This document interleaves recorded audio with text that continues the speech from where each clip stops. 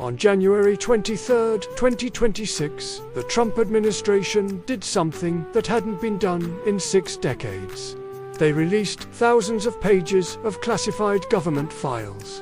About John F. Kennedy, about November 22, 1963, about the day that changed America forever. If you're into real, declassified history like this curious past channel uncovers stories they never wanted public. These documents had been locked away, redacted, hidden from the public, guarded by the CIA, the FBI, and every administration for over 60 years. And now, in 2026, they're finally public. What these files reveal about that day in Dallas has reignited questions that never went away. Stay with me, because the official story and the declassified truth are two very different things. November 22, 1963. John F. Kennedy was assassinated in Dallas, Texas. What followed was the largest criminal investigation in American history at that time. The Warren Commission, 9 months, hundreds of witnesses, thousands of documents. Their conclusion: Lee Harvey Oswald, acting alone, fired 3 shots from the Texas School Book Depository. Kennedy was hit twice. He died in Parkland Hospital at 1 p.m., case closed. That was the official story. For 6 decades, that was what Americans were told. But in the years that followed, cracks began to appear in that narrative. Witnesses came forward with stories that didn't match the official timeline. Doctors at Parkland Hospital described wounds that seemed inconsistent with shots from behind. Acoustic evidence suggested multiple shooters, and the government kept the files sealed. Why? If you want more real, documented cases like this, not the surface-level version, subscribe.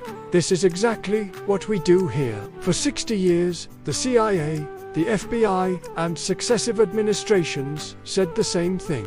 National security. These documents must remain classified to protect intelligence, sources, and methods. To protect the country. But on January 23, 2026, that excuse ran out. Executive Order 14,176. Declassification of records concerning the assassinations of JFK, Robert Kennedy, and Martin Luther King. Jr. signed January 23, 2026. It ordered the immediate release of all remaining classified documents related to Kennedy's death. Not redacted, not partial releases. Complete, unfiltered documents. For the first time in 63 years, the American public had access to what their government had been hiding. And what those documents revealed has sparked a firestorm of controversy that continues to this day. The files contain correspondence between CIA officials in the weeks before Kennedy's death, memos discussing threats to the president, reports of suspicious individuals, intelligence operations in Dallas that were never mentioned in the Warren Commission. One memo, dated November 17, 1963, 5 days before the assassination, discusses what appears to be advanced knowledge of a threat. The exact nature of that threat is heavily redacted in some copies, but enough remains visible to suggest this was no ordinary security briefing. Another set of documents reveals that the CIA had operatives in Dallas during the motorcade. Not protecting the president, but conducting surveillance operations. On what? On whom? Those documents are still partially redacted, citing ongoing intelligence operations. The FBI files are even more disturbing. In the weeks before November 22nd, the FBI was tracking Lee Harvey Oswald, but the declassified files reveal something never public.